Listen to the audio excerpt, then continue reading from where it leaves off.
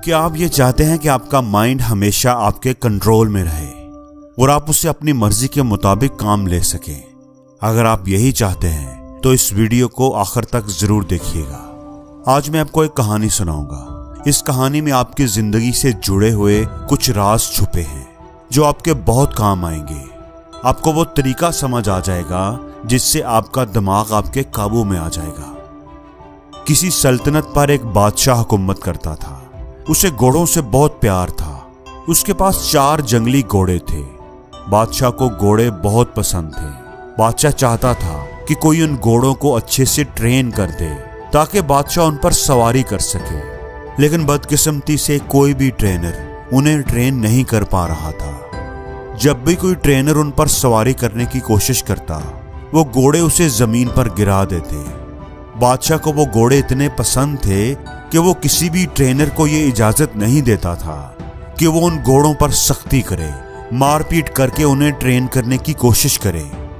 बादशाह ने अपनी सल्तनत में ये मनादी करवा दी थी कि जो कोई भी उन घोड़ों को अच्छे से ट्रेन करेगा उसे 1 लाख सोने के सिक्के इनाम में दिए जाएंगे। इस इनाम के लालच में कई लोग आए, लेकिन घोड़े से गिरकर अपनी टांगें, अपनी हड्डियां तड़वा बैठे। फिर एक दिन एक नौजवान ट्रेनर बादशाह के दरबार में आया और कहा कि मैं आपके घोड़ों को ट्रेन कर सकता हूं, लेकिन मेरी 2 शर्तें हैं। बादशाह थोड़ा हैरान हुआ। खैर, उसने पूछा कि बताओ क्या शर्तें हैं तुम्हारी? ट्रेनर बोला कि मेरी पहली शर्त तो ये है कि इन घोड़ों को ट्रेन करने के लिए मुझे 1 साल का वक्त दिया जाए, और मेरी दूसरी शर्त यह है कि मुझे एक काफी बड़ी और खुली जगह दी जाए जिसमें मैं इन घोड़ों के साथ रहूंगा। मैं ही इन घोड़ों की देखभाल करूंगा और इनके खाने पीने का इंतजाम करूंगा। उस जगह के इर्द गिर्द काफी ऊंची दीवार होनी चाहिए ताकि कोई भी अंदर आकर मुझे डिस्टर्ब ना कर सके। बादशाह ने सोचा कि जहां इतना कुछ किया है वहां ये भी करके देख लेता हूं। बादशाह ने कहा, ठीक है, तुम कल से आ जाना, तुम्हारी सारी शर्तें पूरी कर दी जाएंगी। वो ट्रेनर वादे के मुताबिक कल आ गया और सभी घोड़ों को एक बड़े से बाड़े में ले जा करके उसने छोड़ दिया, खुला छोड़ दिया। अब वो 4 घोड़े बाड़े के अंदर इधर उधर दौड़ने लगे। अब ट्रेनर ने क्या किया कि बाड़े की दीवार के साथ साथ दौड़ने लगा। कुछ देर दौड़ भाग करने के बाद उसने घोड़ों को चारा खिलाया, पानी पिलाया, खुद भी खाना खाया और आराम से उसी बाड़े में लेट गया। घोड़े अब भी बाड़े के अंदर आजाद थे। किसी को कोई रस्सी नहीं बांधी गई थी। शाम को वो ट्रेनर फिर उठा और बाड़े की दीवार के साथ साथ दौड़ने लगा। जब वो दौड़ता था तो घोड़े भी इधर उधर भागते थे। जब शाम हुई तो उसने घोड़ों को खाना खिलाया, पानी पिलाया, खुद भी अपना खाना खाया, घोड़ों को रस्सी से बांधा और खुद भी उनके साथ ही जमीन पर चटाई बिछाकर सो गया। सुबह हुई तो ट्रेनर घोड़ों को खोलकर बाड़े में भागने लगा। अब यही उसका रोज का मामूल था। वो ट्रेनर दिन भर घोड़ों को खुला रखता, उन्हें खाना खिलाता, नहलाता धुलाता, उनसे प्यार करता, उनसे खेलता और शाम को उन्हीं के साथ सो जाता। आहिस्ता आहिस्ता घोड़ों को ये लगने लगा था कि ये ट्रेनर उनका दोस्त है, क्योंकि जब से वो ट्रेनर आया था वो 4 घोड़े आजादी महसूस करने लगे थे। घोड़े भी अब ट्रेनर को प्यार करने लगे थे। ऐसा करते करते 6 महीने गुजर गए। एक दिन बादशाह सलामत घोड़ों की ट्रेनिंग देखने के लिए आए। बादशाह ने देखा कि बाड़े में आगे आगे ट्रेनर दौड़ रहा है और उसके पीछे पीछे घोड़े दौड़ रहे हैं। बादशाह को उसकी ट्रेनिंग पसंद आई। वो वापस चले गए। जब 1 साल पूरा हो गया तो बादशाह को पैगाम भिजवाया गया कि घोड़े बिल्कुल ट्रेन हो चुके हैं, बिल्कुल रेडी हैं। बादशाह खुशी खुशी उन्हें देखने के लिए आया।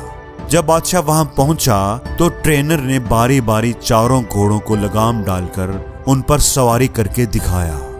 सभी घोड़े आराम से बाड़े के किनारे किनारे दौड़ लगा रहे थे। किसी घोड़े ने भी ट्रेनर को गिराने की कोशिश नहीं की।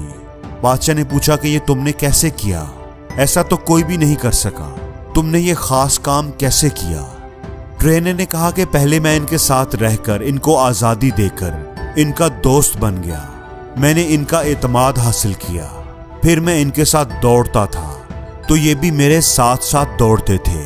फिर आहिस्ता आहिस्ता मैंने इनकी पीठ पर काठी रखने की कोशिश की। शुरू शुरू में ये इसे गिरा देते थे, फिर आहिस्ता आहिस्ता ये सीट को लेकर दौड़ने लगे।